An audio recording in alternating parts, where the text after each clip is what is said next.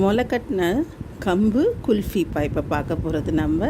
சூப்பராக டேஸ்ட்டாகவும் இருக்குப்பா. பாருங்கள் எவ்வளோ நல்லா அழகாக வந்திருக்குன்ட்டு. இதுக்கு நம்ம யூஸ்வலாக யூஸ் பண்ணுற பொருளை வச்சு தான், ஆனால் இதில் கொஞ்சம் முளைக்கட்டின இது மட்டும் யூஸ் பண்ண பால், மாம்பழம், அப்புறம் முளைக்கட்டின கம்பு, சர்க்கரை கொஞ்சோண்டு தான் யூஸ் பண்ண போகிறேன், ஏன்னா மில்க் மேட் யூஸ் பண்ணுறதுனால. அப்புறம் நட்ஸு, பாதாம் அதை மிக்ஸியில் போட்டு நல்லா அங்கங்கே சாப்பிடும்போது க்ரன்ச்சியாக இருக்கணும் இல்லையா, அங்கங்கே. அதனால் இந்த மாம்பழம் வெறும் அந்த பல்ப்பை மட்டும் எடுத்துகிட்டு அந்த மாம்பழமும் அந்த முளைக்கட்டின கம்பும் போட்டு மிக்சியில் நல்லா மையாக அரைச்சிக்கோங்க. அரைச்சிட்டு பால் நல்லா சுண்டை காய வச்சுட்டு கொஞ்சோண்டு நம்ம மில்க் மேட் இருக்கு இல்லையா, அதை சேர்த்துக்கோங்க.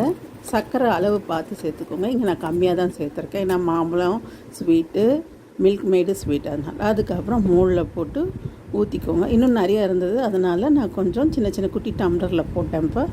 அது கொஞ்சம் நேரத்துலேயே சூப்பராக வந்தது பாருங்கள். நல்லா டேஸ்ட்டாக இருக்குப்பா. ட்ரை பண்ணி பாருங்கள். பசங்களுக்கு டிஃப்ரெண்ட்டாக கொடுக்கலாம் நம்ம வெரைட்டியாக. நல்லது இல்லையா உடம்புக்கு. அது முளை கட்டினதுனால அந்த வயிறு உப்பசம் அந்த மாதிரிலாம் எதுவுமே உங்களுக்கு வராமல் நல்ல ஜீரண சக்தி கொடுக்கும். உடம்புக்கு ரொம்ப நல்லதுப்பா. பண்ணி பார்க்குறீங்களா? Thank you for sharing.